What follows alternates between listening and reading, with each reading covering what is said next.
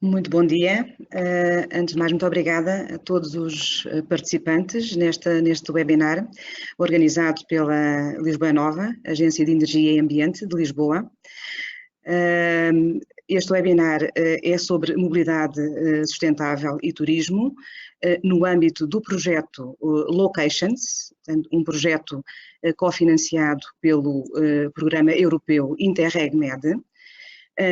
Este projeto, muito brevemente, este projeto Locations é um projeto sobre planos de mobilidade de baixo carbono em cidades com turismo de cruzeiros, cujo objetivo principal é precisamente procurar potenciar os benefícios económicos deste segmento de turismo e, simultaneamente, preservar o ambiente e a identidade das cidades e destes lugares.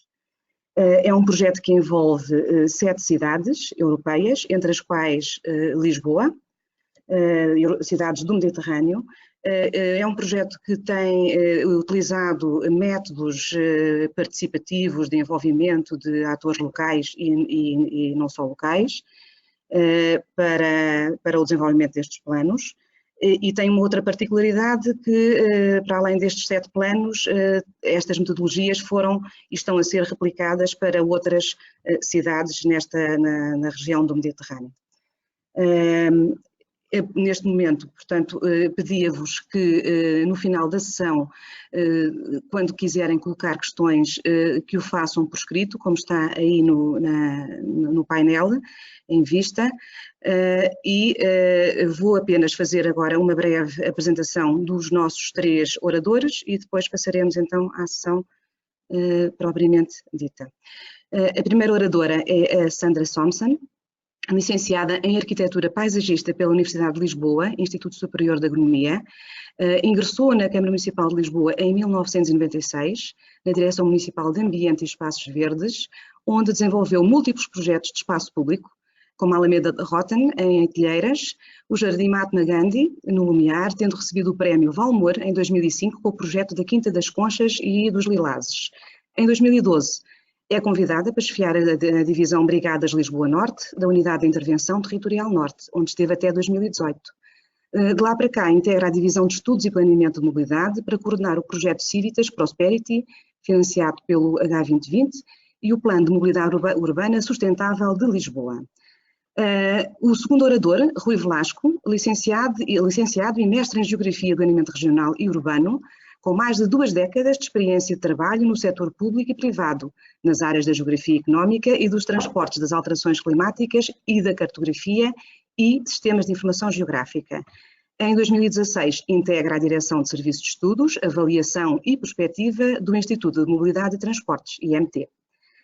A terceira oradora, Leonor Picão, licenciada em Arquitetura pela Faculdade de Arquitetura da Universidade Técnica de Lisboa, com pós-graduação em Desenho Urbano pela Faculdade de Arquitetura de Verona, em Itália. Diretora coordenadora da Direção de Valorização da Oferta no Turismo de Portugal, IP, e Presidente da Comissão Técnica CT 144, Qualidade em Serviços Turísticos. Muito obrigada. Passo então a palavra à Sandra.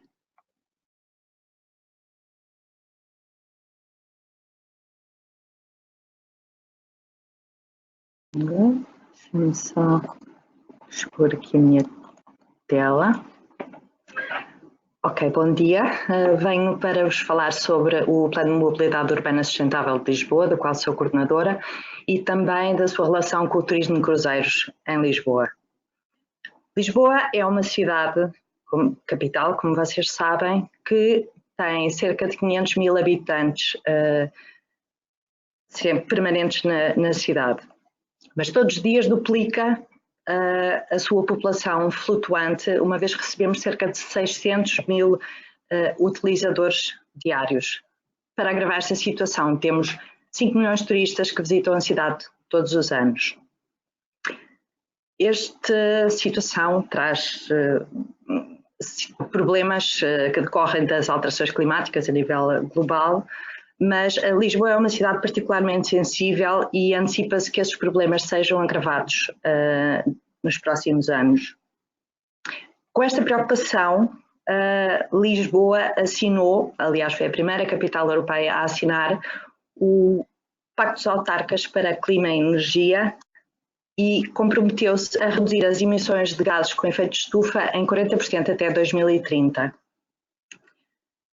Alinhados também com o compromisso nacional de atingir a neutralidade carbónica de Portugal até 2050, Lisboa tem que estar a trabalhar ativamente nesta área.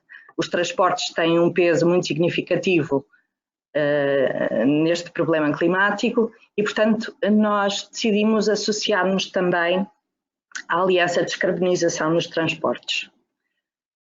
De uma forma geral, dou-vos aqui uma panorâmica do peso dos vários modos de circulação na cidade de Lisboa e na área metropolitana de Lisboa, e vocês podem verificar que é um aumento significativo da predominância do automóvel particular, que, tendo em conta aqueles compromissos nacionais e internacionais que nós assumimos, é importantíssimo inverter.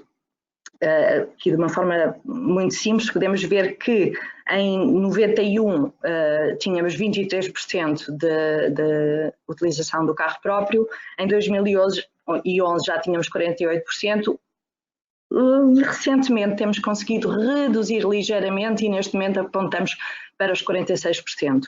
Mas na área metropolitana de Lisboa tem sido sempre a subir e neste momento verifica-se cerca de 60% das pessoas utilizam o automóvel privado como a sua forma principal de deslocação.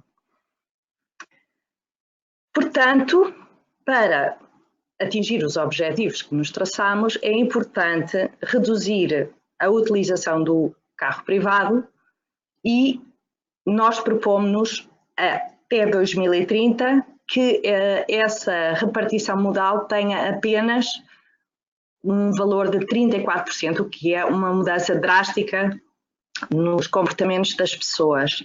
Isso será feito como? Com a transição dos utilizadores do automóvel privado para, essencialmente, o transporte público, para serviços partilhados e para a mobilidade ativa, consoante a área de residência e o tipo de deslocações que as pessoas fazem. Este objetivo não surge no vazio. Lisboa tem definida uma visão que diz o que é que nós queremos para Lisboa em 2030, definiu uma estratégia, que é este documento Move Lisboa, que é a visão estratégica da mobilidade e que será hoje debatida em reunião de Câmara de Lisboa e que pretende definir qual a estratégia para atingir as tais metas a que nos propusemos. E temos também em preparação neste momento o Plano de Mobilidade Urbana Sustentável de Lisboa. E o que é o Plano de Mobilidade Urbana de Lisboa? Consiste no diagnóstico e análise individual e integrada de cada uma destas camadas que compõem o ecossistema da mobilidade. Propõe ações e monitoriza os efeitos que essas ações têm para avançar no caminho certo até atingirmos os nossos objetivos. Entre estas ações estão incluídas intervenções no espaço público, que potenciem a circulação pedonal, que fomentem, que criem condições para as pessoas andarem a pé, mas também, por exemplo, melhorar a frequência, a fiabilidade, o acesso e o custo dos transportes públicos. Um exemplo prático que todos nós sentimos recentemente na pele é a uniformização e a redução do custo do transporte, do passe do transporte público que agora é praticado na cidade de Lisboa a 30 euros e toda a área metropolitana a 40 euros, sendo que o agregado familiar pagará no máximo 80 euros. Até agora acontecia que havia famílias que cada indivíduo tinha que pagar até 170 euros para tirar um passe mensal, o que era incomportável para uma família, por exemplo, de 4 pessoas em termos de esforço financeiro. Neste momento já é um esforço que se pode fazer e que justifica a opção do transporte público. Mas também temos ali a gestão otimizada da logística urbana, ou seja, a distribuição das mercadorias pela cidade, que é um fortíssimo desafio para os operadores que todos os dias têm que fazer cargas e descargas dentro da cidade, mas também é um desafio para a cidade, porque muitas vezes estacionam em segunda fila, ou porque ocupam os passeios por onde os peões devem circular, e portanto todo este campo tem que ser analisado, avaliado de uma forma mais detalhada para minimizar os impactos, até porque a tendência será esta situação agravar-se, porque todos nós agora fazemos consumos online, qualquer pacotinho que seja comprado online e tenha sido entregue na casa da pessoa implica mais uma deslocação para infernizar a cidade e o caos e a congestão que já se verifica neste momento. Mas pressupõe também o ordenamento da circulação rodoviária, aumentando, por exemplo, ou alargando as zonas de emissões reduzidas, com vista a reduzir a poluição na cidade. Também a redução da velocidade praticada em certos locais, criando zonas 30 que aumentam a segurança, porque um dos objetivos que temos também é atingir os 0 mortes na estrada. É um objetivo extremamente ambicioso, mas que é uma responsabilidade que a Câmara tem que assumir. E é importante oferecer alternativas ao carro, para quem quiser não utilizar o carro, ter alternativas para escolher.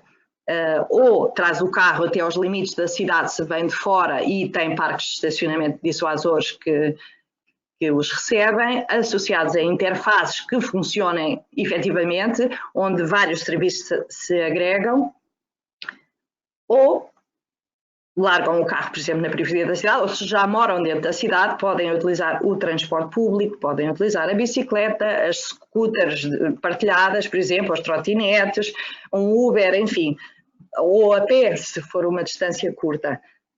O objetivo é que haja uma oferta o mais vasta possível para os utilizadores. É importante também fomentar tomar consciência dos nossos comportamentos de mobilidade, pensarmos sobre eles e ensinarmos as nossas crianças e, enfim, toda a comunidade escolar do impacto que a nossa mobilidade tem no nosso dia-a-dia e na nossa qualidade de vida. E para isso temos vários programas também ao nível da mobilidade escolar. Eu estou a citar alguns dos exemplos de algumas das camadas que aqui estão, por exemplo, o ciclável, como é evidente para todos que moram em Lisboa, temos incrementado as faixas cicláveis, os percursos cicláveis e vamos aumentar até 200 quilómetros no final do ano que vem, de 2021. Portanto, há um investimento claro da Câmara de Lisboa para criar formas alternativas de circulação. Cada uma destas ações individuais contribui de alguma forma para as metas que nós pré-estabelecemos. Para nós chegarmos lá, primeiro precisamos diagnosticar qual é o nível base, onde é que nós estamos e, por exemplo, ao nível da poluição, medindo a poluição atmosférica e agindo nestas várias camadas, de que modo é que reduzimos a poluição efetiva na cidade, introduzindo mais requalificação urbana a nível para a circulação pedonal, ou introduzindo mais veículos elétricos, ou, enfim, todos estes contribuem de alguma forma para o objetivo final que nós pretendemos. E o que nós pretendemos com este plano é monitorizar essa evolução e conseguir perceber se estamos a convergir ou a divergir do objetivo para tomarmos medidas extras se houver essa necessidade. Outro das camadas, vá lá, que nós tratamos é dos transportes turísticos. No caso particular, eu hoje trago-vos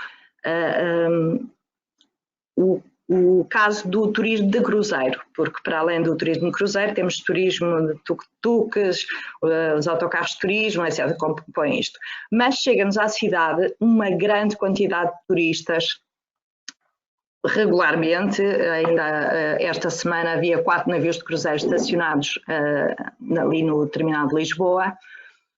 Portanto, Lisboa associou-se, em parceria com a Lisboa Nova, a um projeto europeu chamado Projeto Locations, cujo objetivo é precisamente reduzir a pegada carbónica da mobilidade dos turistas de cruzeiro na cidade. Ou seja, não aborda o trajeto do cruzeiro, mas aborda quando eles entram na cidade, de que forma é que eles se deslocam. E o que é que nós pretendemos? Pretendemos que eles tenham uma boa experiência a viver dentro da cidade, mas também queremos proteger e aumentar a qualidade de vida dos residentes. Portanto, o início do projeto foi listar e identificar os principais desafios que estão relacionados com este segmento de turismo, e foi delineada uma estratégia para os enfrentar. Eu tenho aqui alguns exemplos. Por exemplo, quando os turistas se deslocam para uma curta distância, devemos potenciar que eles descubram a cidade através dos modos ativos, ou a bicicleta, ou a pé, ou a trotinete, ou enfim. Se for já uma distância média, um bocadinho maior, devemos mostrar-lhes quais são as opções de transportes públicos que eles têm, que respondem às necessidades que sentem. Também detectámos que há uma grande congestão do centro histórico e das áreas turísticas em geral. Portanto, nós pretendemos que aquela concentração de transportes turísticos nessas zonas seja diluída de alguma forma. E também verificamos que há uma grande concentração dos turistas nessas principais zonas, e para eles também torna a experiência deles mais negativa ao terem que esperar em filas intermináveis para ver uma determinada atração, um museu ou um palácio, qualquer coisa. Era melhor para eles ser mais diluído, e era melhor para os residentes também ter menos concentração de pessoas. Foram então delineadas algumas ações para responder a estes desafios. Portanto, para potenciar a mobilidade pedonal, seria focando numa rede de percursos acessíveis, porque muitos destes utilizadores têm algumas dificuldades de se mover, ou pela idade, ou porque andam em cadeira de rodas, etc. Portanto, temos que auxiliar esse acesso. Isto inclui também elevadores verticais, por exemplo, para aceder ao castelo, ou escadas volantes, como já se está a implementar por Lisboa. Promover a mobilidade ciclável, que, tal como já vimos, está prevista no Plano de Mobilidade Urbana Sustentável. Expandir a rede ciclável e disponibilizar bicicletas para eles. Criar uma app que lhes permita conhecer as alternativas, porque um dos problemas que acontecem é que atualmente os turistas chegam e têm um pacote pré-comprado no barco, e que eles saem do barco, entram num autocarro e vão diretamente aos seus destinos, que já estão pré-concebidos. E esses destinos são Fátima, Sintra, a Baixa e Belém. Essencialmente é isto que eles visitam, e não é muito diversificado, daí haver a tal concentração de gente e de autocarros turísticos também.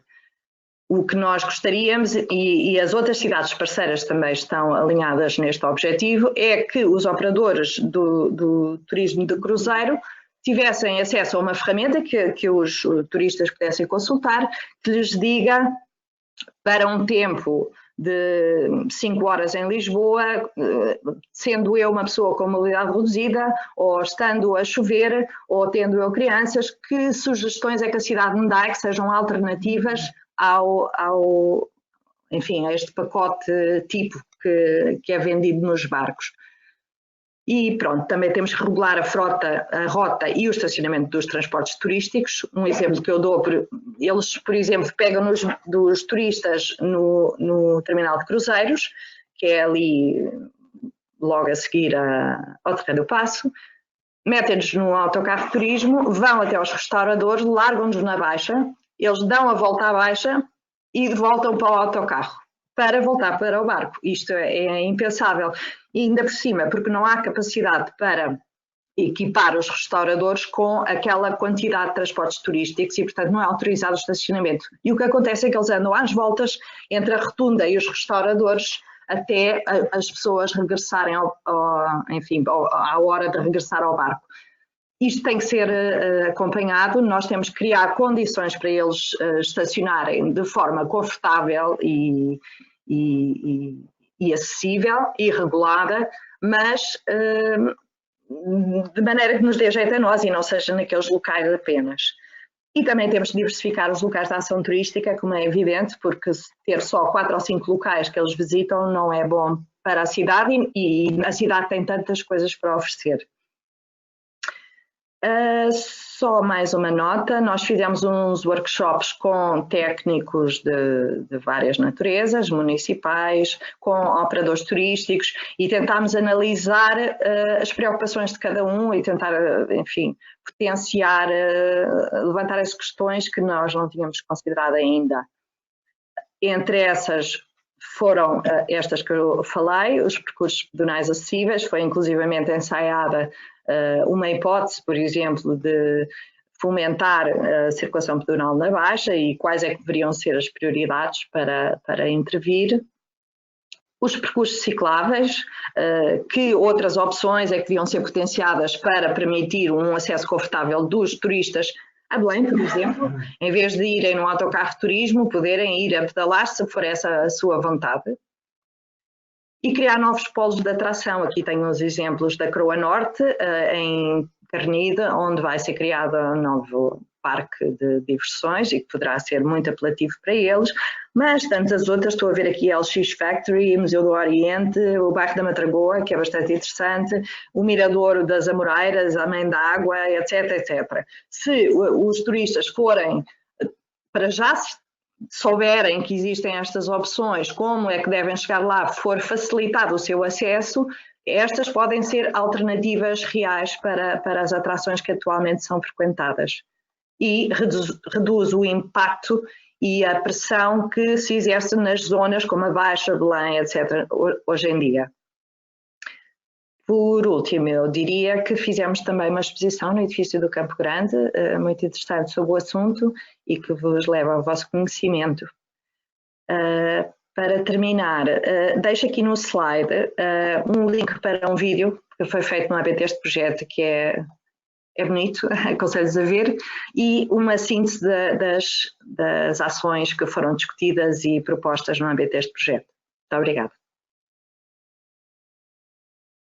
Muito obrigada, Sandra. Antes de passar ao segundo orador, relembro que podem colocar as vossas questões por escrito e que depois, no final da sessão, iremos então selecionar algumas, se for o caso, e procurar dar resposta a essas questões.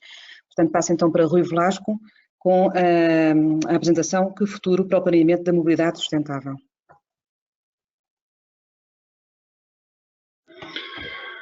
Bom dia a todos, bem-vindos a mais uma sessão, portanto, destas sessões que se têm organizado com Locations. Desta vez é um encontro, um webinar que está a fazer, que estamos a organizar e que nos permite chegar um pouco mais longe e justamente da forma mais sustentável possível, que é online. Acho sempre importante começar por elogiar a utilização deste tipo de ferramentas, que por vezes, não sendo propriamente políticas, às vezes diretamente associadas à mobilidade, mas têm um impacto muito grande na mobilidade. Agradeço à Lisboa E9, efetivamente, o convite para estar presente hoje aqui. Vamos falar um bocadinho, dar continuidade ao que efetivamente a Sandra estava a falar relativamente ao planeamento de mobilidade sustentável. Eu venho por parte do IMT, faço parte da Direção de Serviços, Estudos, Avaliação e Perspectiva. E, portanto, o IMT é o organismo da Administração Central que é responsável, efetivamente, pela regulação técnica, pelo licenciamento, pela coordenação, mas também pela supervisão e pelo planeamento da mobilidade em Portugal e, portanto, tem um papel importante no apoio a todos estes projetos e a todas estas iniciativas.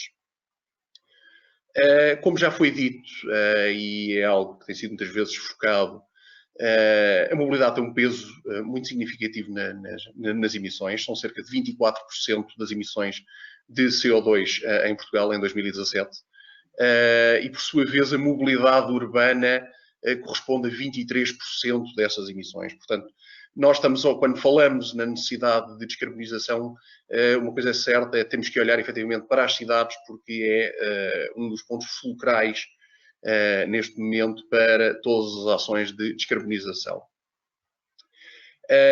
O quadro da descarbonização da mobilidade integra-se nos objetivos nacionais, portanto, quando foi pela primeira vez, quando foi formulado o Programa Nacional para as Alterações Climáticas, foram definidas metas específicas para o setor dos transportes, e essas metas específicas previam uma redução das emissões de 14% até 2020 e de 26% até 2030 em relação a 2005. Estas metas têm-se vindo, efetivamente, a chegar à conclusão que é necessário termos metas mais ambiciosas e, portanto, efetivamente, o que nós vamos verificar é que já este ano, em notícia de última hora, no âmbito do roteiro para a neutralidade carbónica, que prevê que, efetivamente, o país seja carbonicamente neutro em 2050 e também no Plano Nacional de Energia e Clima 2030, foram definidas novas metas para os transportes, passando a prever uma redução de 40% das emissões face a 2005, já em 2030. Portanto, temos efetivamente um percurso traçado que é bastante ambicioso no que diz respeito à redução das emissões no setor dos transportes e da mobilidade. E como é que nós lá podemos chegar? Como é que se pode alcançar esta mobilidade sustentável? Existem 3 princípios base que efetivamente nos levam, nos conduzem por este caminho. Um deles será efetivamente evitar ou reduzir essas emissões. E aí o que se pode procurar é uma maior eficiência do sistema de transportes e evitar ou reduzir as necessidades de viagem. E esta sessão é, sem dúvida, um exemplo desta primeira linha de ação de evitar as emissões. Uma segunda vertente é, efetivamente, a questão da mudança, do shift. E para que é que nós podemos mudar? Podemos mudar para viagens mais eficientes, podemos aproveitar a intermodalidade e podemos viajar em modos de transporte mais eficientes. E também por aí estaremos, efetivamente, a reduzir as nossas emissões. Uma terceira e última via é, efetivamente, a possibilidade de melhorar a eficiência dos nossos veículos e dos combustíveis e, portanto, para aí, nesta via, a parte da inovação e da tecnologia irão ter, sem dúvida, um papel determinante. E estas 3 vias têm que funcionar em conjunto e apenas recorrendo-nos de 3 soluções que se enquadram nestes 3 caminhos é que, efetivamente, nós conseguiremos alcançar os objetivos de descarbonização. Para vos dar um exemplo agora de cada uma destas atuações, eu gostava de começar por dar este exemplo bastante recente, que é uma ação de publicidade efetuada pela Deutsche Bahn, portanto, pelos caminhos de ferro alemães, e que, no fundo, comparam como é que nós podemos evitar as emissões.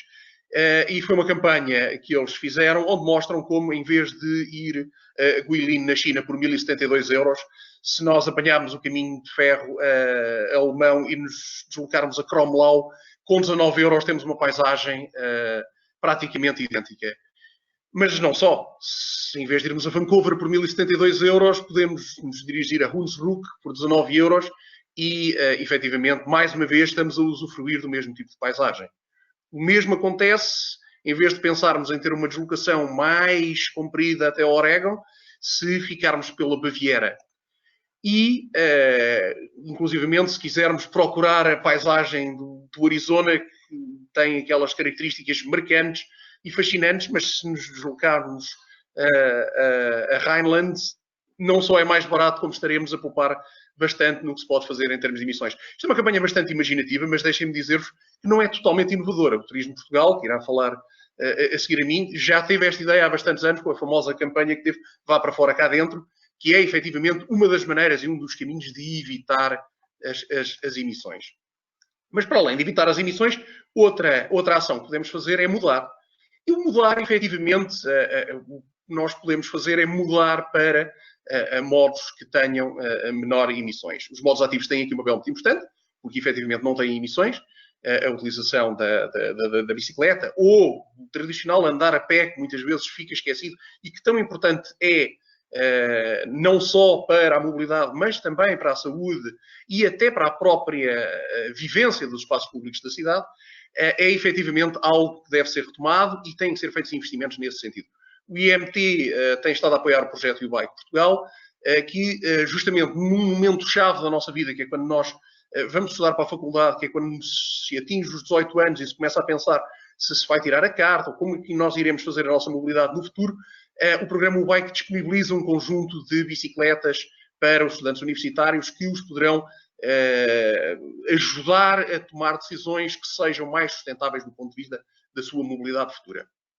E aqui também temos uma novidade de última hora, que é efetivamente a Estratégia Nacional de Mobilidade Ativa Ciclável ainda prevê uma intervenção mais cedo nesta alteração de padrões de comportamento, fazendo com que os alunos do primeiro ciclo e do segundo e terceiro ciclo também comecem a familiarizar-se com a utilização da bicicleta e, portanto, no primeiro ciclo os alunos irão aprender a pedalar dentro do ambiente escolar e no segundo e terceiro ciclo irão pedalar em ambientes abertos, nas ciclovias e nas rodovias. Este tipo de programas tem tido bastante sucesso em outros países, designadamente na Alemanha, e efetivamente tem conduzido a que as próximas gerações sejam gerações mais saudáveis e com hábitos mais sustentáveis do ponto de vista da sua mobilidade. Mas, para além disso, será também necessário melhorar, efetivamente, a forma como nós continuamos a usar a mobilidade mais tradicional. Eu trago aqui como exemplo o projeto Garveland. É um projeto internacional que envolve o Algarve e a Andaluzia e que também se encontra relacionado com o turismo. E tem, sobretudo, a ver com a promoção da mobilidade elétrica para se conseguir usufruir do turismo e se conseguir, inclusivamente, aceder a áreas protegidas com menores emissões ou até sem emissões. E, portanto, aqui nós estamos a assistir a uma ação no domínio, efetivamente, de como melhorar a nossa mobilidade e ter, efetivamente, uma mobilidade mais sustentável. Como é que nós vamos harmonizar todas estas vertentes? Para esta parte é fundamental a questão do planeamento da mobilidade sustentável. É necessário conseguir harmonizar todas estas intervenções. E aqui eu gostava de vos falar dos SUMP, que são os Planos de Mobilidade Urbana Sustentável, e que tem sido a ferramenta que a União Europeia escolheu como um instrumento decisivo para se conseguir harmonizar todas estas ações no domínio da mobilidade urbana sustentável. Lisboa, como já vimos quando a Sandra falou, está efetivamente a atuar neste sentido e, portanto, este instrumento de planeamento, que toma em consideração os princípios de integração, de participação e de avaliação, é um instrumento fundamental para nós conseguirmos harmonizar e orquestrar todas estas ações no domínio da mobilidade sustentável. Para quem já trabalha há mais tempo em mobilidade e transportes em Portugal, pode-lhe soar, pode achar que este conceito, no fundo, já estava imbuído nos nossos planos de mobilidade e transportes. Isto porquê? Porque neste domínio Portugal conseguiu ser pioneiro na sua atuação e, portanto, os nossos planos de mobilidade e transportes foram lançados antes dos planos europeus dos Sustainable Urban Mobility Plans. Mas ambos são planos estratégicos que têm por base as práticas correntes de planeamento e que partilham os mesmos princípios de integração, de participação e de avaliação. Portanto, há uma equivalência significativa entre os Sustainable Urban Mobility Plans, entre os SUMP e os nossos planos de mobilidade e transportes. E, portanto, em Portugal é possível encontrar planos com uma e com outra designação. E neste momento é um momento em que nós estamos numa expectativa muito grande. Se estivéssemos a bordo de um navio de cruzeiro, provavelmente estaríamos como estes senhores todos a chegar à balustrada do navio, efetivamente, porque não estamos a chegar a um novo porto, mas estamos efetivamente a chegar a um marco quase tão grande como o campanário de São Marcos em Veneza, que efetivamente vai ser lançado agora em outubro de 2019 as novas SUMP Guidelines. Efetivamente elas vão ser atualizadas, já tinham 7 anos. Ao longo do último ano têm sido organizadas muitas sessões para discussão destas novas guidelines e estas novas guidelines, o que é que elas vão permitir? Bem, vão permitir, por um lado, incorporar novas tecnologias que não existiam quando foram lançadas as primeiras SUMP Guidelines, poderão incorporar novos modelos de negócio, designadamente, por exemplo, na área da mobilidade partilhada existem muitas novidades nesse âmbito. Toda uma experiência de SUMPs de 7 anos de realização de SUMPs em muitas cidades europeias, em países com realidades muito contrastantes, e também, por último, o conhecimento específico resultante de projetos que abordam alguns temas que não se encontravam incluídos nas primeiras guidelines, como é o caso, por exemplo, do Locations, e os contributos do Locations não deixarão de estar refletidos nestas novas SUMP Guidelines, portanto, mantenham-se atentos, em outubro de 2019 elas irão ser lançadas e disponibilizadas para o público. Em Portugal, o que é que nós temos feito também para promover o planeamento da mobilidade sustentável? Bem, acabou agora em agosto deste ano o projeto Prosperity, no qual o IMT colaborou com a Câmara Municipal de Lisboa, e foi um projeto que, apesar de ter acabado, deixa uma herança que é importante de poder ser aproveitada por quem trabalha o planeamento da mobilidade urbana sustentável. Por exemplo, no site do projeto ainda é possível encontrar, e será possível continuar a encontrar durante os próximos anos, os exemplos em português dos SUMPs desenvolvidos em outros Estados-membros. Portanto, os melhores exemplos europeus em língua portuguesa é possível encontrá-los. Temos aqui o caso de Dundee, de Viena, de Sint-Nicolas, na Bélgica. Bons exemplos que se aconselha a leitura e que estão disponíveis no site. Por outro lado, também no mesmo local, é possível encontrar os sumários sobre inovação, sobre temas específicos. Facilitação gráfica para apoiar a participação no SUMP. As crianças como partes interessadas e ativas no processo de transformação da cidade. A mobilidade como um serviço. Todos estes aspectos se encontram também disponíveis em folhetos que estão disponíveis no site. E por último, também entrevistas com os embaixadores SUMP, com figuras públicas de vários países que optaram por fazer o desenvolvimento da mobilidade sustentável a sua bandeira e que efetivamente aqui partilham a sua experiência em entrevistas online, e onde se inclui inclusivamente o vereador da mobilidade da Câmara de Lisboa, o engenheiro Miguel Gaspar. Outro dos resultados finais deste projeto Prosperity foi efetivamente as perspectivas para o futuro relativamente ao planeamento da mobilidade sustentável. E essas perspectivas eu gostaria de destacar a importância que efetivamente poderá ter o avançarmos em Portugal também para um pacote de mobilidade 2.0, na sequência da publicação das guidelines para os SUMP europeias, fazer no fundo uma transposição para os nossos instrumentos nacionais e atualizar também os nossos instrumentos nacionais, os nossos planos de mobilidade e transportes. E, por outro lado, a importância de continuar a disseminar as melhores práticas de mobilidade sustentável, apoiando a participação nacional em projetos europeus, que é algo que estamos hoje aqui a fazer e que o IMT está sempre disponível para fazer em qualquer projeto que efetivamente sejamos convidados. E, por outro lado, promover a colaboração intermunicipal. Isto é algo que atualmente ganha uma nova importância, uma vez que estamos a falar de autoridades de transporte. Portanto, o nível municipal passou a ter poderes reforçados no que diz respeito ao planeamento da mobilidade e transportes, municipal e, quando é delegado, o nível regional, das CIMs e das AMs. E também a questão de monitorizar a mobilidade sustentável. Muitas vezes faltam indicadores, é algo no qual se tem que continuar a trabalhar e certificar a qualidade dos planos de mobilidade sustentável. O trabalho que temos vindo a fazer em Portugal acho que tem sido reconhecido internacionalmente. Parece-me que isto é um bom sinal. Este ano, nos EU SUMP Awards, tivemos 2 cidades portuguesas nomeadas. Lisboa foi nomeada para a European Mobility Week e Oliveira do Bairro também foi nomeado para a European Mobility Week para Smaller Municipalities. Lisboa acabou mesmo por vencer o European Mobility Week Award para as Larger Municipalities, e isto é sem dúvida um reconhecimento que está patente nestes prémios, mas mais do que patente nestes prémios, está patente na utilização do dia-a-dia, que efetivamente é feita na forma como nos deslocamos em Lisboa e nos outros sítios que efetivamente têm vindo a investir em ter uma mobilidade mais sustentável e com melhor qualidade. Por último, gostaria apenas de deixar aqui alguns apontamentos mais específicos para a temática dos roteiros turísticos de baixo carbono para cruzeiros. E gostaria de falar sobre 3 aspectos que me parecem particularmente importantes a este nível. O primeiro é, efetivamente, a necessidade de aprofundar o conhecimento sobre os utentes, e trazemos aqui alguns dados que, efetivamente, decorrem do projeto GoSUMP e que nos permitem conhecer um bocadinho melhor o perfil do turista no inquérito à mobilidade e ao turismo na região autónoma da Madeira.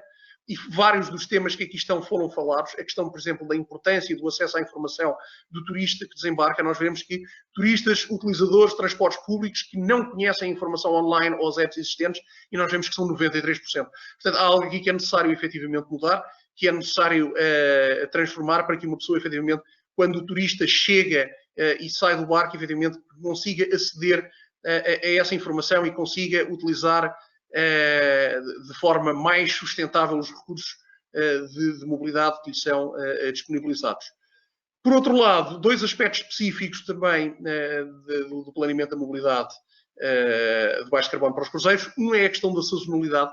Trazemos aqui dois gráficos. Um é efetivamente o número de turistas a nível mundial da Organização Mundial do Turismo, e nós vemos efetivamente a diferença que existe entre os meses de inverno e os meses de verão, e vimos à direita como isso se reflete na utilização das bicicletas de uso partilhado em Vila Moura. E também gostaríamos de falar na questão dos cruzeiros terem uma situação relativamente específica quanto à escolha do modo de transporte, que é, habitualmente, quando estamos a falar de turismo, a escolha do modo de transporte não é um elemento prioritário quando o turista escolhe o destino que pretende ir. Por exemplo, se eu quiser efetivamente ir de férias para a Itália, primeiro decidirei ir de férias para a Itália e só posteriormente é que decidirei se irei de avião, se irei de automóvel, como é que irei fazer essa deslocação. Mas o turismo de cruzeiros tem uma situação específica, que é, habitualmente, o turista de cruzeiros, em primeira instância, decide que pretende fazer um cruzeiro e apenas, em seguida, decide qual a localização que irá fazer. Portanto, há aqui uma inversão relativamente às outras formas de decisão no planeamento dos transportes e que tem que ser tomada em conta, que há um maior peso da escolha do modo e um menor peso da escolha do destino. Um terceiro aspecto que eu gostaria de falar, por último, é efetivamente a importância do envolvimento dos operadores turísticos. Eu fui buscar aqui, reproduzi um relatório da Organização Mundial do Turismo, já de 2008, que dizia isto, efetivamente, que era a importância de envolver os operadores turísticos, não só para a questão da sensibilização dos turistas, ou seja, para quando o turista chega a ser sensibilizado para se a sua escolha vai ser uma escolha mais sustentável ou menos sustentável, mas sobretudo pela criação de produtos turísticos mais sustentáveis. E a Sandra falava aqui um bocadinho disso, esta diversificação de destinos e, efetivamente, esta diversificação de soluções para que cada um encontre uma solução de mobilidade à sua medida. Obrigado pela vossa atenção. Obrigada, Rui. Passamos então à Leonor Picão, do Turismo de Portugal, a sustentabilidade no turismo, Estratégia Nacional 2027. Bom dia a todos. Agradeço muito o convite à Lisboa é Nova para aqui estar presente e cumprimento também os oradores anteriores.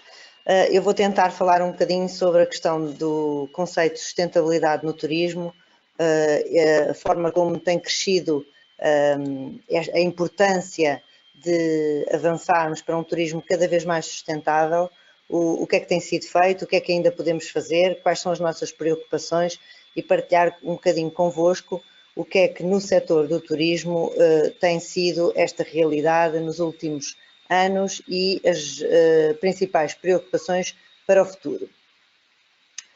O conceito de sustentabilidade tem crescido em termos de importância no setor do turismo cada vez mais, e ainda bem, de tal maneira que inicialmente esteve sempre muito relacionado com as questões ambientais, quando falávamos em sustentabilidade.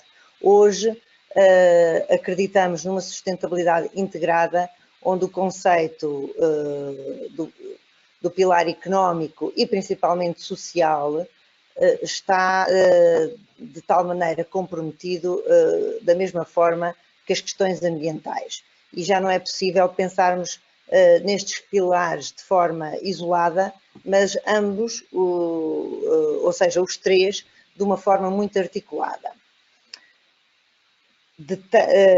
Esta importância revê-se também que a própria Assembleia Geral das Nações Unidas, quando definiu em 2015 a Agenda 2030 para o Desenvolvimento Sustentável e os Objetivos de Desenvolvimento Sustentável, ficou logo claro que o turismo pode e deve contribuir direta e indiretamente para todos os objetivos constantes, mas principalmente quando estão relacionados com o desenvolvimento económico inclusivo, e muito recentemente o turismo foi até destacado com um prémio por ser um destino sustentável de inclusão, mas também com o consumo e a produção sustentável, o uso sustentável dos oceanos e dos recursos marinhos e da mobilidade. De acordo com a Organização Mundial do Turismo, entre janeiro e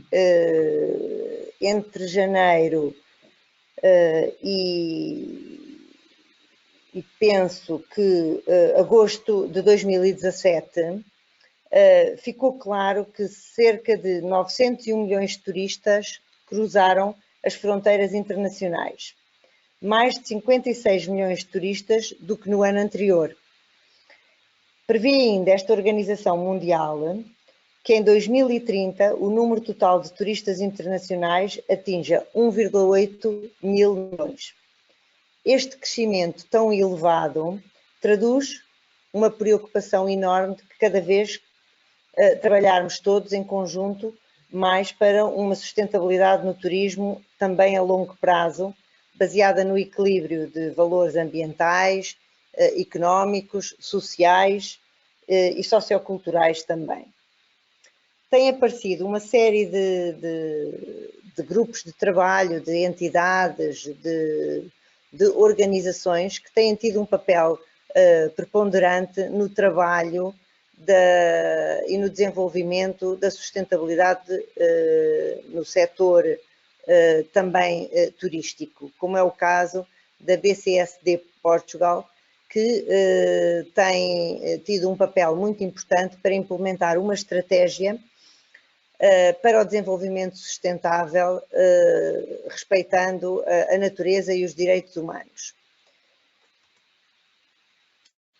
Falando um bocadinho de sustentabilidade e turismo, temos consciência do impacto que o turismo tem no planeta e na vida das pessoas, na natureza, nos habitats naturais e, portanto, cada vez mais é muito importante estarmos conscientes desse impacto e percebermos quais as medidas, os projetos, as ações, as iniciativas que poderão ser levadas a cabo para minimizar esse impacto e potenciar os aspectos positivos que o setor traz também e que podem ser vertidos para melhorar a qualidade de vida das pessoas e do planeta, se programados com base precisamente neste conceito de sustentabilidade que já vimos é cada vez mais importante. Temos hoje objetivos do milénio importantíssimos que tornam cada vez mais premente a importância de se programar de uma forma sustentável a atividade humana e, em concreto e em particular, neste painel aqui, debruçamos sobre o turismo. Sabemos que a mobilidade destes números que há pouco falei, de turistas que se deslocam e a utilização dos transportes, o consumo que tal atividade leva, os índices de competitividade que cada vez mais o setor se vê perante essa dificuldade, a ação humana que se reflete nas construções, por vezes com consequências de destruição da costa ou de áreas sensíveis, de parques naturais, os efeitos naturais decorrentes das alterações climáticas, que já foram também falados nos painéis anteriores, são preocupações cada vez maiores quando queremos um turismo crescente. Mas ao querermos um turismo crescente, estamos também conscientes que queremos um turismo cada vez mais sustentável. Este conceito tem sido uma preocupação do Turismo Portugal nos últimos anos e do Governo em criar medidas, precisamente, que possam vir a diminuir o impacto da atividade e a potenciar os aspectos positivos que daí também decorrem. Neste sentido, a própria Estratégia de Turismo 2027, que é um referencial para o desenvolvimento das políticas públicas e estratégias empresariais de turismo para a próxima década, define já metas concretas para os próprios pilares da sustentabilidade. E, através dessas metas, pretende-se precisamente vir resolver os problemas que nos preocupam e que queremos evitar.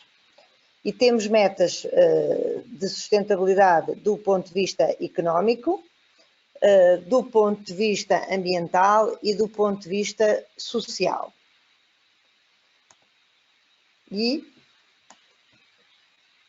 perdi aqui assim a imagem, mas já recuperei. Sabemos que é preciso continuar a aumentar a procura, mas de uma forma sustentável.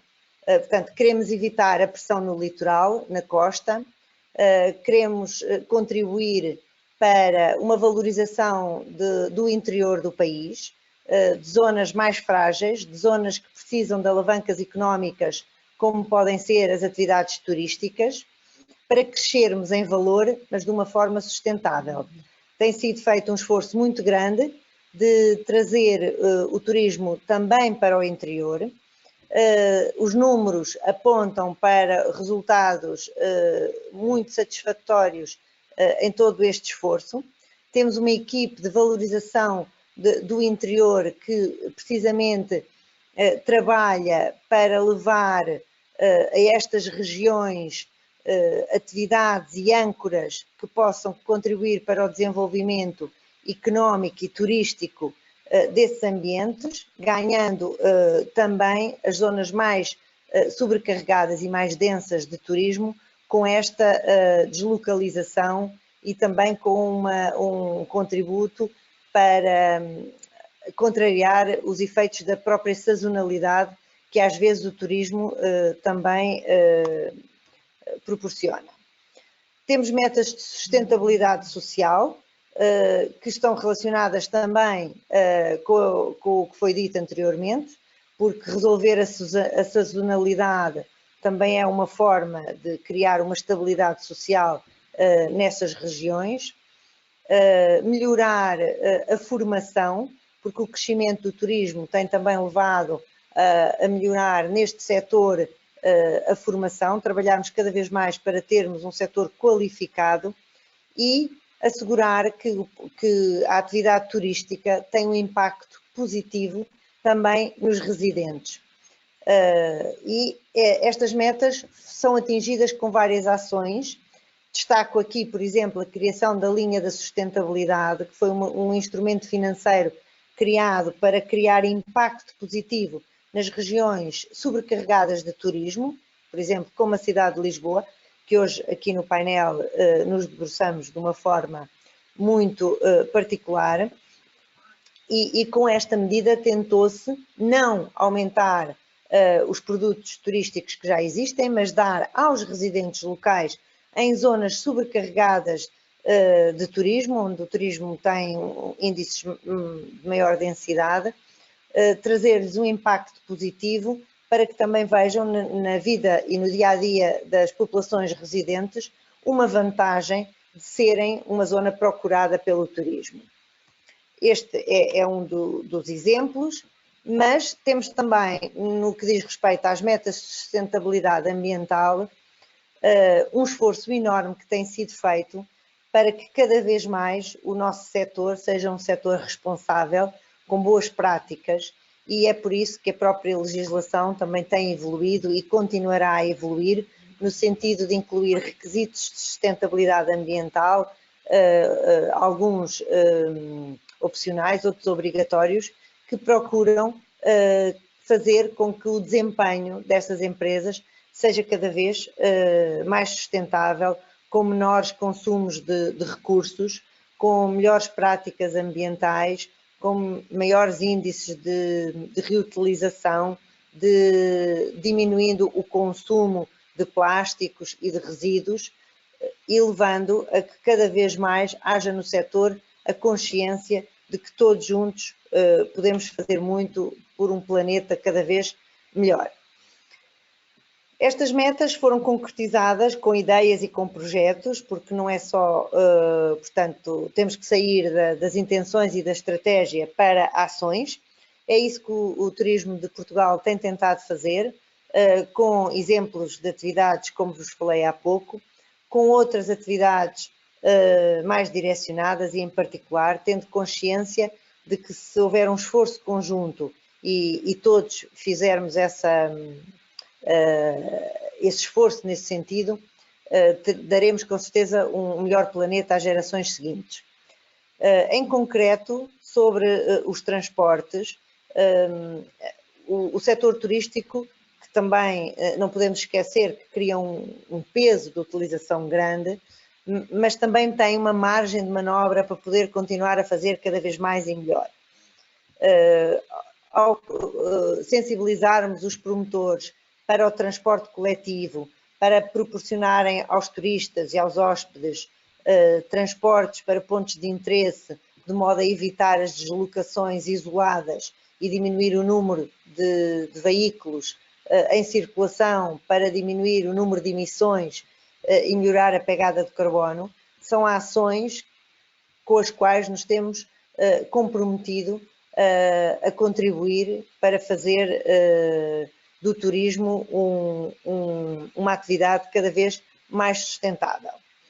Outras boas práticas, e não podemos deixar de falar aqui de um programa que também é um exemplo de sustentabilidade pelo desenvolvimento do interior, porque o programa Revive, que pegou em ativos devolutos, em património das regiões do interior que estavam sem uso e abandonados, e sobre os quais o Estado não tem nesta altura já a capacidade de recuperar, e que no fundo eram elementos na paisagem destrutivos por estarem abandonados e carecerem de grandes recuperações. Ao conseguir tornar que esses imóveis sejam devolvidos às populações, sirvam para desenvolver essas regiões, voltem a estar ativos e a fazer parte da fruição dessas regiões, é também uma forma de tornar o turismo mais sustentável, evitando o crescimento de novos empreendimentos, mas através da reabilitação de construções já existentes no território. Foram, portanto, também criados instrumentos financeiros que visam precisamente contribuir para tornar estas ações cada vez mais sustentáveis e poder ajudar a que o setor privado, de certa maneira, sinta que há uma recompensa e uma ajuda quando há um envolvimento e uma preocupação pela sustentabilidade, e por isso os projetos que são levados a cabo, que demonstram as suas melhores práticas em termos de sustentabilidade, em termos ambientais, sociais, com preocupações de redução da pegada do carbono, com melhores práticas em termos de mobilidade, são destacados, apoiados e muitas vezes também merecedores de prémio, que tem sido também uma estratégia do Turismo de Portugal de destacar os bons exemplos, de modo a que eles também sejam inspiradores para outros seguirem também essas preocupações. Relativamente, portanto, a este conceito do turismo e da sustentabilidade, o resumo e a conclusão que eu gostaria de aqui deixar é que é cada vez mais uma preocupação crescente, uma aposta concreta em ações e exemplos como aqueles que falei, que podem levar a melhores desempenhos, pensando que se todas as unidades e todas as atividades turísticas tiverem esta preocupação, conseguiremos certamente contribuir para ter um turismo cada vez mais sustentável, tendo a consciência que o turismo pode trazer também, através de ser um ativo gerador de receita, formas de melhorar também a vida das populações, o desempenho ambiental do nosso país e, portanto, promovendo um turismo cada vez mais sustentável.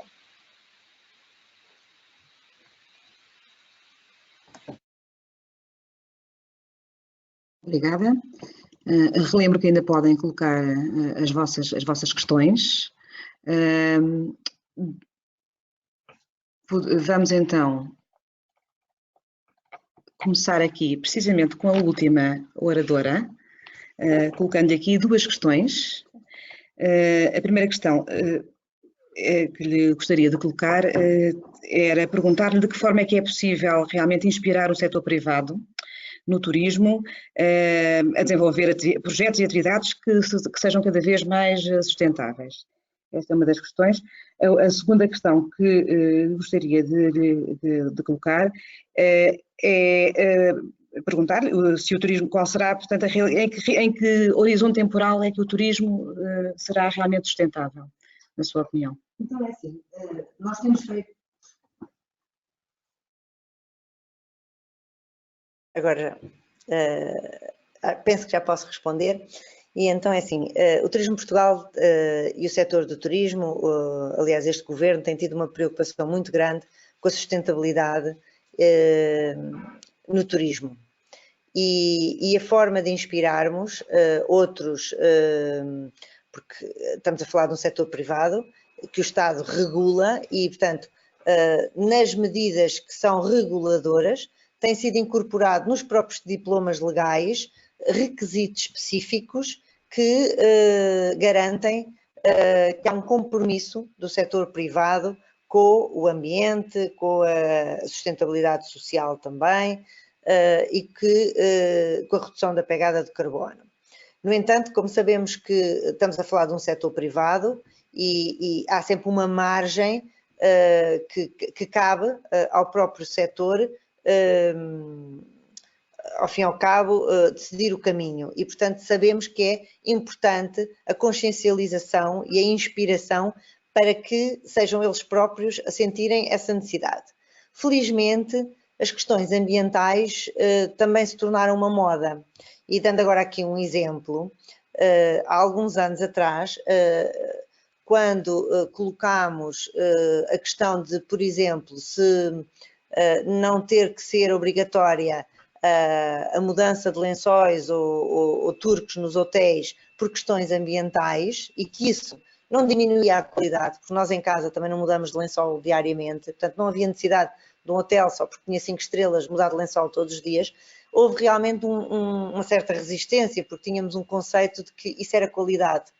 Hoje em dia vimos com muito bom agrado que também a mentalidade não só do setor privado que promove as atividades e das próprias unidades hoteleiras, mas também do turista e do hóspede. Já há uma sensibilidade a ver nestas medidas ambientais qualidade e, portanto, isto também já é visto com agrado, o que tem permitido, portanto, uma adaptação enorme e temos números de redução de consumos nos empreendimentos turísticos brutais nos últimos anos, o que nos leva a crer que o turismo tem cada vez um desempenho mais sustentável. Através do destaque destes exemplos, através de prémios, da sua notoriedade, de fóruns e de congressos que temos feito, esta semana tivemos um congresso sobre turismo sustentável aqui em Lisboa, na Estufa Fria, que teve uma adesão enorme e temos também tentado, portanto, dar esta mostra, porque as pessoas são cada vez mais inspiradas pelos outros exemplos e, portanto, muitas vezes convidando exemplos de boas práticas, levamos a que outros também se inspirem para serem também parte desta solução de queremos fazer cada vez mais e melhor.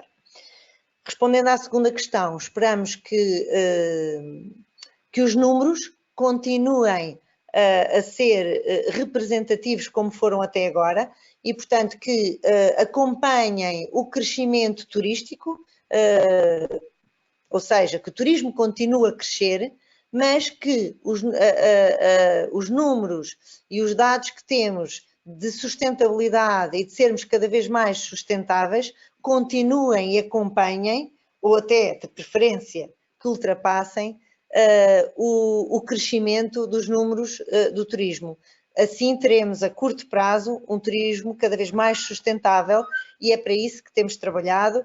Esse tem sido o nosso foco nos últimos anos e continuará a ser. É um compromisso do Turismo de Portugal ser cada vez mais sustentável e temos dado esse exemplo até dentro da nossa própria casa, com medidas, por exemplo, de que começámos a receber os projetos todos de forma digital, abolimos o receber em papel e em pastas, somos um Instituto de Papel Zero, portanto, acho que também é importante, assim como nós nas nossas casas darmos o exemplo, também as entidades darem o exemplo e o Turismo de Portugal tem feito por isso e, portanto, acho que é uma coisa que se respira no turismo, é essa preocupação e portanto, estamos conscientes e convictos que o turismo sustentável é cada vez mais uma realidade.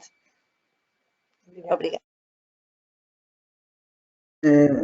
Temos aqui alguma pergunta também dos participantes.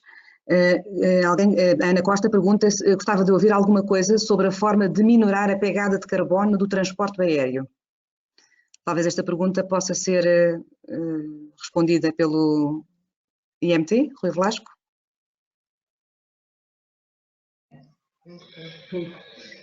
Bem, o IMT, efetivamente, sobre o transporte aéreo não tem competência, portanto, a ANAC é que efetivamente tem a competência sobre o transporte aéreo. A questão da minoração da pegada no transporte aéreo, efetivamente, em primeiro lugar, o que importa é que haja uma base comum que permita a quem vai fazer uma deslocação de férias conseguir avaliar, se quiser efetivamente ter uma pegada carbónica menor, avaliar se essa pegada carbónica será menor se deslocar através de uma viagem aérea ou se deslocar através de qualquer outro modo. E essa informação ainda não chega à pessoa, ao turista, quando está a tomar a decisão. Não só não tem essa informação disponível, e, portanto, não consegue, se tiver essa preocupação de efetivamente querer contribuir ativamente para a descarbonização, neste momento ainda não tem todos os instrumentos que lhe permitem, pelo seu comportamento voluntário, adotar os comportamentos mais sustentáveis. Do ponto de vista da descarbonização da aviação, sem dúvida que há uma importância grande da evolução tecnológica. Tem havido, não só no setor aéreo, como em todos os outros modos de transporte, tem havido efetivamente uma evolução bastante significativa. Essa evolução é, por vezes, mais complexa quanto mais intensa é a utilização de energia. E no caso do transporte aéreo é efetivamente uma utilização intensa de energia e, portanto, às vezes é mais difícil fazer a transição para modos mais sustentáveis. É mais fácil a nossa viatura individual, a breve prazo, poder utilizar uma viatura elétrica. Mas o caminho será sem dúvida esse, que passará efetivamente por, para já, disponibilizar informação ao público que lhe permita escolher qual a via sustentável que pretende prosseguir. Em segundo lugar, também harmonizar fiscalmente para que haja efetivamente, para que cada modo de transporte seja, no fundo, responsável pelas emissões que efetivamente emite e que se encontre em igualdade com os restantes modos de transporte e, portanto, a partir daí é que efetivamente conseguiremos evoluir para ter efetivamente uma mobilidade mais sustentável. Convém contextualizar um pouco, efetivamente, a mobilidade no transporte aéreo. O transporte aéreo, em termos brutos, ainda tem um volume de emissões que efetivamente não é tão significativo como é como são os restantes modos de transporte. No entanto, obviamente essa realidade não será a mesma se nós fizermos a avaliação por passageiro. Mas pronto, portanto, quando se faz efetivamente esta comparação, tem que se ter em conta efetivamente o que é que estamos a falar. As duas questões. Só um parênteses, provavelmente não iremos conseguir dar resposta a todas as questões, mas depois, se for possível, enviaremos respostas por e-mail também. Para já, portanto, temos aqui duas questões para a Sandra, da Câmara de Lisboa. Uma do público, falou-se da questão, do Pedro Dias, que coloca a seguinte questão, falou-se da questão da utilização dos meios de deslocação cicláveis.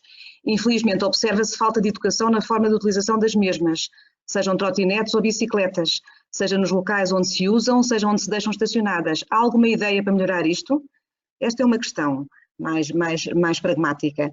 A outra, que também gostaríamos de colocar à Sandra, era relativamente aos planos de mobilidade, de que modo é que os operadores turísticos consideram as propostas formuladas pela Câmara Municipal para o turismo de cruzeiros? De que forma é que os operadores turísticos consideram as propostas que foram formuladas pela Câmara Municipal no âmbito do projeto Locations para o turismo de cruzeiros?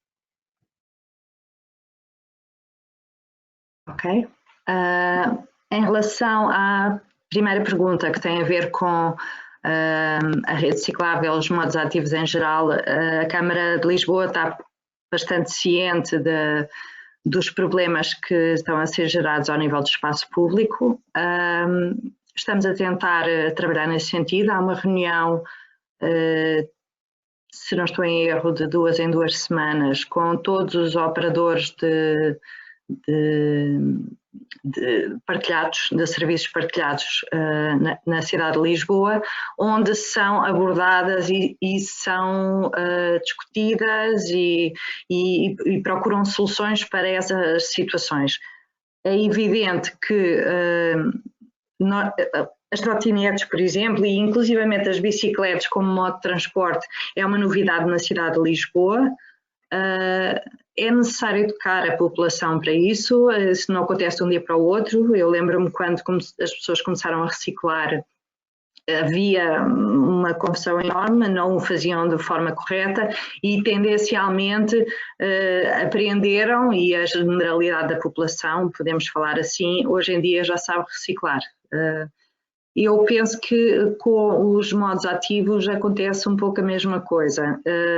Tem que haver civismo por parte dos utilizadores.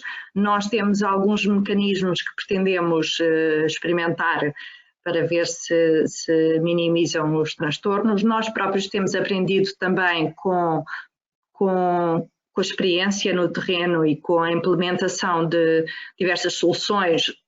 Às vezes não funcionam tão bem como nós esperávamos e reequacionamos e abordamos de uma outra forma. Portanto, este é um work in progress, é uma situação que é revista regularmente e discutida com os nossos parceiros, e eles também estão na disponibilidade de colaborar.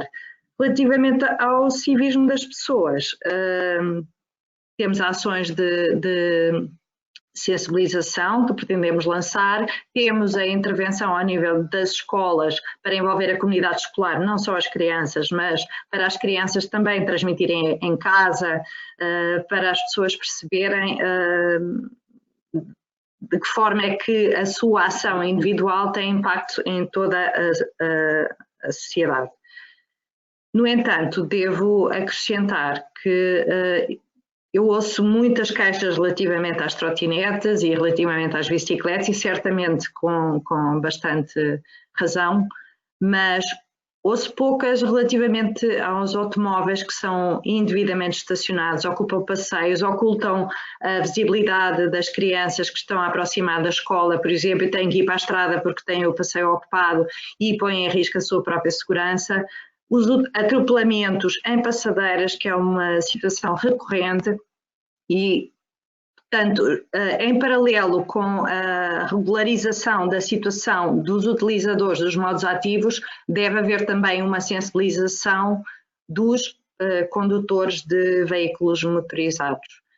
Pronto, não sei se... Só antes de... Sim. Antes de passares à segunda resposta da segunda questão, o Rui Velasco quer também fazer aqui uma intervenção, um comentário, não é, sobre este mesmo tema. Pronto, já que temos aqui a intervenção da Câmara de Lisboa, não queria deixar de completar dizendo que efetivamente a mesma situação também se passa no Porto e que o Executivo do Porto efetivamente irá debater agora, salvo erro, ainda durante este mês de setembro, o regulamento dos serviços de partilha dos modos de transporte suave na cidade, das trotinetas e das bicicletas, sem DOCA. Ele esteve em discussão pública e, perdoem-me, não sei as datas de cor, mas se não está ainda em discussão pública, esteve em discussão pública até há bastante pouco tempo. É um regulamento que é também inovador a nível nacional e, portanto, não queria deixar de dar aqui essa nota também referente à cidade do Porto. E é o trabalho que, tal como a Câmara de Lisboa também aqui disse, é sempre inovador, porque são efetivamente serviços novos, são situações novas, e é importante e de louvar esta atitude de efetivamente ir aprendendo efetivamente com os desafios que vão surgindo, mas efetivamente ter uma capacidade de resposta rápida e de conseguir ir encontrando soluções e colocar as soluções também rapidamente no terreno.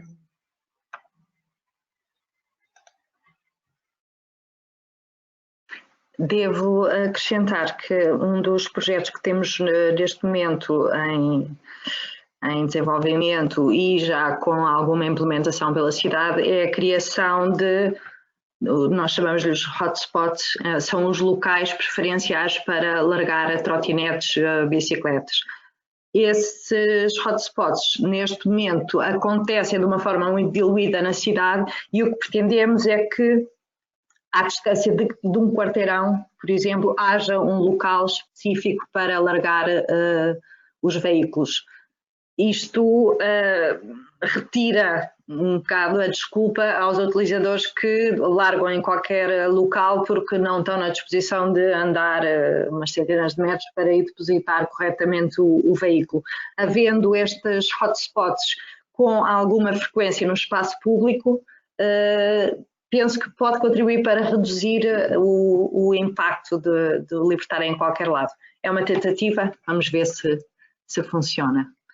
Em relação à segunda questão, que tem a ver com a receptividade dos operadores turísticos às propostas que foram feitas no projeto Locations, e nomeadamente relativamente aos turistas de cruzeiro, eles foram envolvidos no processo, eles estiveram inclusivamente presentes nos nossos workshops e eles veem com muito bons olhos que haja alternativas de oferta, diversificação das atrações turísticas, que lhes digam onde é que eles podem largar os autocarros de turismo, mas que eles não se importam que sejam condicionados a, por exemplo, não poder descer a baixa, porque eles podem comunicar isso aos seus clientes e dizer a baixa é um local onde os autocarros de turismo não conseguem andar e, portanto, temos a opção A, B, C e D para se poder deslocar àquela loja em específico ou àquele local.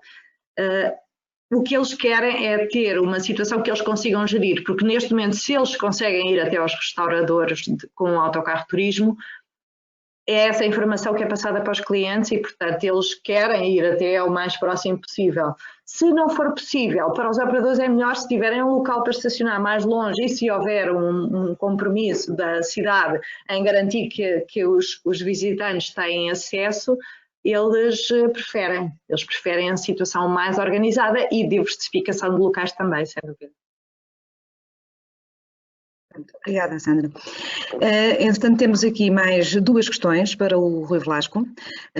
Uma delas prende-se com a questão de saber qual o papel que os sistemas inteligentes de transporte poderão ter para ajudar a reduzir a pegada carbónica através do turismo, a pegada carbónica do turismo, aliás, E uma segunda questão, um pouco comprida, mas que eu vou tentar aqui resumir. Portanto, dentro da linha de financiamentos que o Turismo de Portugal, portanto, antes de mais, esta questão é colocada pelo Carlos Luís. Portanto, o Turismo de Portugal apresentou aqui um conjunto de linhas de financiamento determinantes, enfim, para conseguir desenvolver a sua estratégia de sustentabilidade, e a questão que é colocada é se o IMT seguirá no futuro esta estratégia relativamente à mobilidade sustentável, dentro da mesma lógica de linhas de financiamento colocadas pelo Turismo de Portugal. Portanto, relativamente à primeira questão, a primeira questão prende-se com a questão da utilização dos sistemas inteligentes de transporte. E o que é importante nesta questão é um pouco romper os silos que existem de trabalhos, de grupos de trabalho, às vezes que são diferentes, têm objetivos diferentes e que às vezes não estão enquadrados com as mesmas metas. Nós não podemos, por um lado, estar a avançar no sentido da mobilidade sustentável e, por outro, avançar em sentidos que possam não conduzir à mesma meta. Portanto, é necessário integrar os esforços que existem e, portanto, todo o trabalho que tem vindo a ser feito também para nós termos uma integração de sistemas inteligentes de transporte e para aumentar a eficiência dos sistemas de transporte, tem que ter por meta esse objetivo de alcançar uma mobilidade mais sustentável. Obviamente existem outros objetivos, não será só mais sustentável, mas também mais segura, mais inclusiva, mas efetivamente tem que haver uma integração desses objetivos. Os sistemas inteligentes de transporte, vistos nessa ótica, podem contribuir de uma forma muito positiva. Como nós já vimos, efetivamente, a questão do déficit de informação na parte do turista que chega a Lisboa e que efetivamente não tem conhecimento de como é que funciona a rede de transportes de Lisboa, não tem conhecimento do que é que deverá utilizar, as novas tecnologias poderão ser determinantes para lhe conseguir efetivamente disponibilizar desde logo, por um lado, informação e, por outro lado, se conseguir avançar até para ter uma espécie de bilhética integrada, simplificada para o turista que desembarca, ainda será melhor para ele poder utilizar os transportes públicos sem qualquer preocupação. Ou seja, ele, no fundo, uma pessoa quando está de férias não quer estar propriamente preocupada em tentar compreender sistemas que sejam muito complexos, de bilhética e de horário. Uma pessoa quer efetivamente que lhe seja apresentada uma solução simples, e aí a colaboração com os operadores turísticos também é determinante, porque também são agentes fundamentais da comunicação desta informação para o turista, e efetivamente os sistemas digitais, os sistemas inteligentes, podem efetivamente ser uma plataforma, uma ferramenta que efetivamente contribui muito para esta divulgação da informação e para esta integração dos modos, de forma a que haja uma utilização integrada do transporte público sem a necessidade de perder muito tempo a perceber como é que o sistema funciona. A segunda pergunta dizia respeito à questão de... Peço desculpa. Se as linhas de financiamento apresentadas pelo Turismo de Portugal se também seriam, enfim, poderiam ser aplicados os mesmos modelos, os mesmos instrumentos?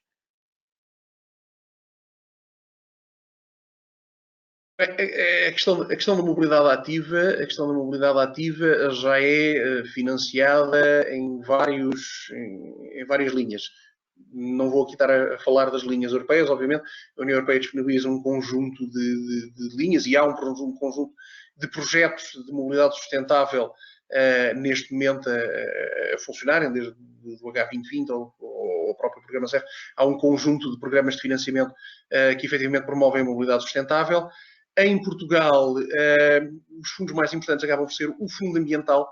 O Fundo Ambiental, não sendo um fundo do IMT, é um fundo que é gerido pela Secretaria-Geral do Ministério do Ambiente, mas é um fundo que tem tido uma participação muito importante e que às vezes as pessoas desconhecem na promoção da mobilidade sustentável. O Programa de Ação para a Redução Tarifária, que efetivamente tem estado a transformar um pouco a forma como é feita a mobilidade a nível nacional e que é um investimento muito significativo nessa transformação, é financiado pelo Fundo Ambiental. Portanto, as CIMs e os municípios concorreram a esse programa via Fundo Ambiental. E, por outro lado, também existe o Fundo de Transportes, que apoia as autoridades de transportes em vários objetivos, mas alguns desses objetivos dizem justamente respeito a uma maior eficiência do sistema de transporte público, e quando se fala numa maior eficiência, efetivamente estamos também a reduzir a pegada carbónica, estamos também efetivamente a ter um sistema de transporte público mais sustentável. Portanto, nas linhas de financiamento seriam efetivamente assim as linhas que eu destacaria. Muito bem, pronto. Para terminarmos a sessão, vou só aqui colocar uma questão, colocada aqui transcrever uma questão do público. A Mónica Gruner pergunta, esta questão seria dirigida ao Turismo Portugal e ao IMT. Como pretende incentivar e apoiar com urgência a implementação de dinâmicas de mobilidade sustentável nas áreas municipais algarvias? Uma das principais regiões turísticas nacionais necessita de um apoio na implementação anual para a sua população e tornar-se sustentável durante 1 mês e meio por ano, com a pressão turística nesse período. Será que o Algarve não poderia ser um case study de mobilidade sustentável turística a nível nacional? Isso é uma questão bastante inteligente. Efetivamente, o Algarve tem desafios próprios. Nós focámos aqui alguns que se prendem justamente com a questão de como é que se organiza um sistema de mobilidade que durante um período de 1 mês e meio, 2 meses, 3 meses, tem efetivamente características completamente distintas das que tem durante o restante período do ano. Efetivamente, são desafios próprios que têm que ver com a possibilidade de ter uma oferta de mobilidade que seja dotada de uma elevada elasticidade. Pessoalmente, eu creio que as soluções de transporte flexível poderão ser efetivamente uma solução a explorar, ou seja, não é necessário ter um serviço de transporte regular que funcione com as mesmas características durante todo o ano. Aliás, de alguma maneira, esse serviço, a utilização de transporte flexível tem vindo a ser mais utilizada a nível nacional, e o Algarve pode, sem dúvida, ser uma região que tem características para a utilização de transporte flexível. As boas notícias são que, efetivamente, o Algarve é um dos casos mais positivos que existe no que diz respeito quer à utilização de soluções de mobilidade partilhada, quer à utilização também de soluções de mobilidade elétrica e, portanto, e também na própria parte, na própria questão, na vertente do planeamento, da forma como tem feito este planeamento, as autoridades de transportes do Algarve têm sido bastante dinâmicas. É possível encontrar já a presença dos municípios e da CIM do Algarve em diversos projetos sobre este tema, e poderemos enviar mais informação, colocar em contacto as pessoas que trabalham neste tema, que evidentemente é uma região com características particulares, tal como é, por exemplo, desde logo a partida Madeira. Lisboa também tem, mas Lisboa, sendo uma área metropolitana, acaba por ter outras características também que pesam mais. Mas sem dúvida que é um caso que é importante. Um outro aspecto que é importante e que o IMT tem procurado defender lá fora é que, a nível europeu, nas várias vertentes específicas que são abordadas quando falamos da mobilidade sustentável, haja uma atenção específica ao que é a mobilidade do setor turístico. E isso é importante para um país como Portugal, onde o turismo tem muito peso, e lá fora temos efetivamente defendido sempre essa questão. Temos alguma curiosidade de ver se tem agora o novo pacote, as novas guidelines dos centros europeus, se já incorporam algum conhecimento sobre esta vertente, designadamente, mais uma vez volto a referir, conhecimento que é produzido por estes projetos, como é o caso da Locations. Muito obrigada, Rui. Já agora aproveito só para complementar esta questão da mobilidade sustentável e do turismo sustentável no Algarve, que o projeto Locations tem entre as suas cidades replicadoras, e que nós estamos a desenvolver neste momento, o plano de mobilidade de baixo carbono para o turismo em Portimão. Portanto, é mais um contributo também neste sentido. Está a chegar a nossa hora, são 11h30 precisamente. Eu agradeço aos oradores e a todos os participantes. E pronto, iremos brevemente, certamente, dar mais notícias sobre o projeto e se alguma questão terá ficado pendente, nós depois estaremos, enfim, responderemos por e-mail. Muito obrigada a todos. Bom dia.